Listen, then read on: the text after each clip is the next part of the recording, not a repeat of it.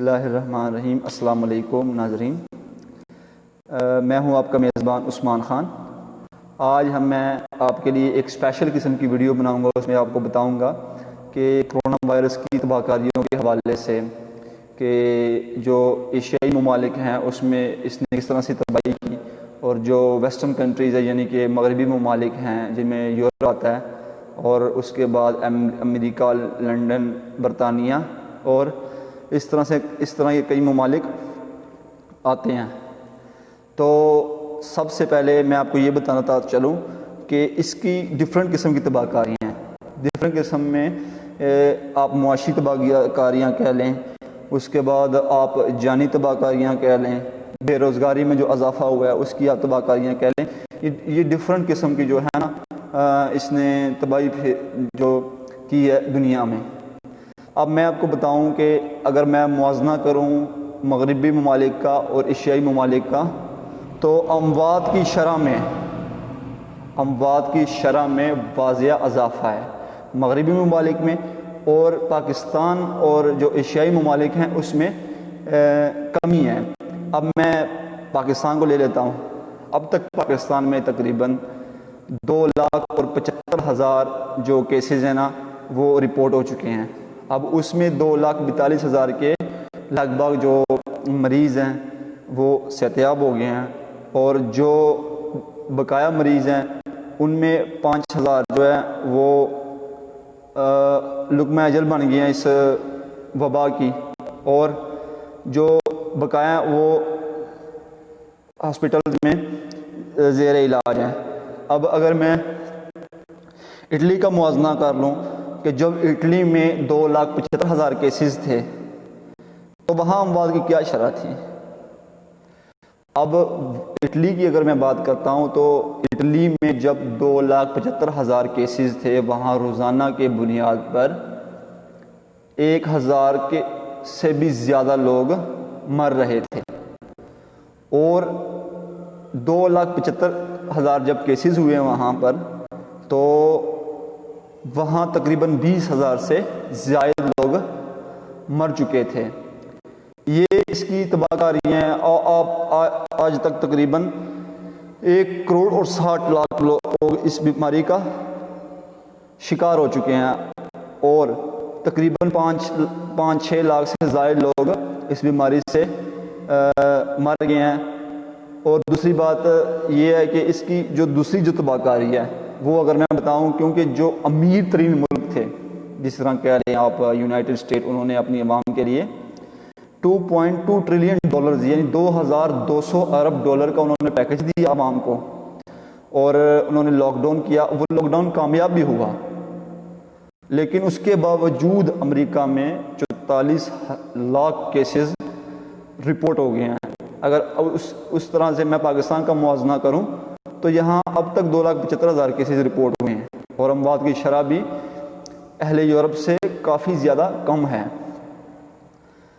لیکن وہاں اس نے جانی نقصان زیادہ کیا یورپ اور ویسٹرن کنٹریز میں، ٹھیک ہے، کیونکہ وہ امیر ترین ملک ہے، مالی نقصان بھی ہوا ہے ٹھیک ہے، لیکن ان کی معیشت جو ہے وہ تباہ نہیں ہوئی۔ اگر دوسری طرف اگر میں پاکستان اور ایشیائی ممالک کی بات کروں جو غریب ممالک ہیں، تو یہاں پر جانی نقصان تو ہوا ہے لیکن مالی نقصان بہت زیادہ ہوا ہے۔ اب پاکستان میں 3 مہینے تک تقریباً لاک ڈاؤن تھا، کاروبار بند تھے۔ تو آپ کو پتہ ہے جب کاروبار سارے بند ہوتے ہیں تو گورنمنٹ کی ٹیکس کلیکشن جو ہوتی ہے نا اس میں رکاوٹ آ جاتی ہے، ٹیکس کلیکشن نہیں ہوتی، تو ٹیکس کلیکشن میں جو ہے وہ بہت بڑا خسارہ ہو جاتا ہے۔ تو اس طرح سے ان کی معیشت تباہ ہو گئی ہے، کیونکہ ان کے اوپر پہلے سے قرضوں کا بوجھ ہوتا ہے، تو اس طرح سے معیشت بیٹھ جاتی ہے۔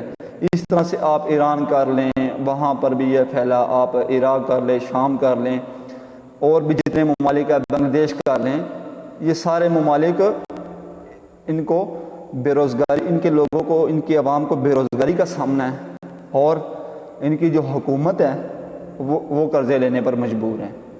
لیکن اس دوران پاکستان کے جو پرائم منسٹر جناب عمران خان ہیں، انہوں نے کہا کہ کاروبار اور کرونا ان دونوں کے ساتھ ہم نے اکٹھے چلنا ہے. ہم نے کرونا کو بھی لے کر چلنا ہے اور کاروبار بھی چلانا ہے. اگر ہم کاروبار نہیں چلائے تو ہماری معیشت ختم ہو جائے گی. ہم نے جو سرکاری ادارے ہوتے ہیں ان کے ملازمین ہیں, جو فوجی بجٹ ہوتا ہے اور ڈفرینٹ قسم کی اور جو اخراجات حکومتی ہوتے ہیں, ڈیولپمنٹ کے کام ہوتے ہیں, وہ کس طرح سے کریں گے؟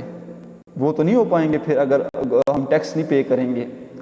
تو چنانچہ انہوں نے اسمارٹ لاک ڈاؤن کا فیصلہ کیا.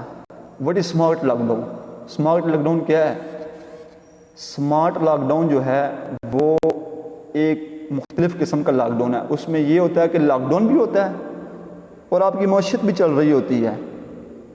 ایک طرف آپ لاک ڈاؤن بھی ہوتا ہے اور دوسری طرف آپ کی معیشت, جو آپ کا جو ٹیکس ریٹرنز ہے, وہ سارا کچھ چل رہا ہوتا ہے, ساری ایکٹیویٹیز. اب اسمارٹ لاک ڈاؤن میں کیا آتا ہے؟ اسمارٹ لاک ڈاؤن میں یہ آتا ہے کہ حکومت کچھ ایس او پیز دیتے ہیں.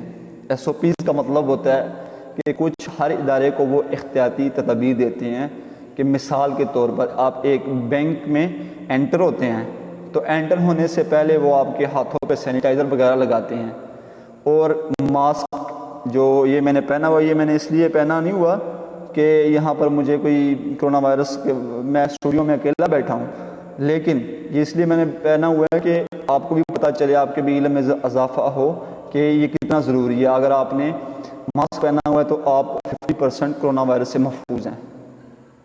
تو اب میں واپس اپنی بات کی طرف آتا ہوں کہ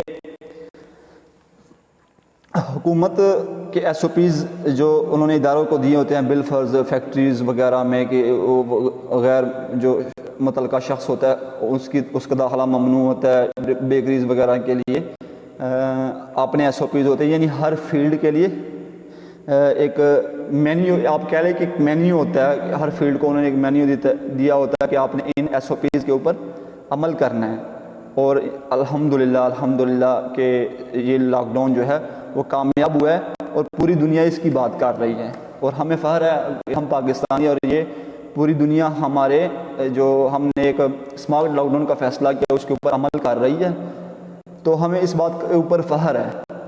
اب تیسری جو اس کی توقع کاری ہے وہ کیا ہے؟ وہ ہے بے روزگاری.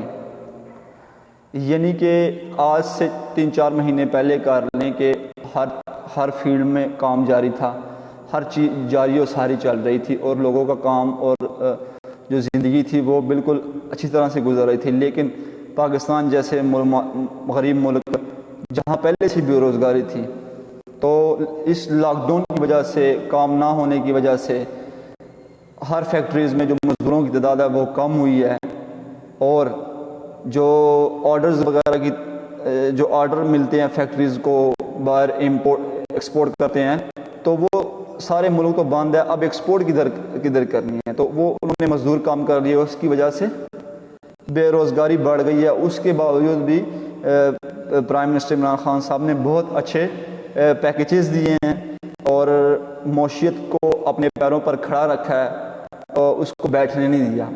تو یہ اس میں ہم بھی تعریف کرتے ہیں حکومت کی کہ انہوں نے بہت اچھی ان کی پالیسی ہے, اور عمران خان خود اس چیز کی نگرانی کرتے رہے ہیں, ہاسپٹلز میں بھی اور ہر لحاظ سے وہ نگرانی کرتے ہیں.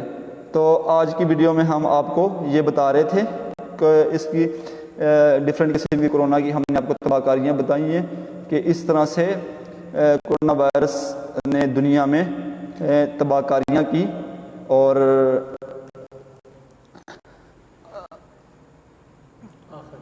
آخر میں آپ کو اجازت چاہتا ہوں. اللہ نگہبان.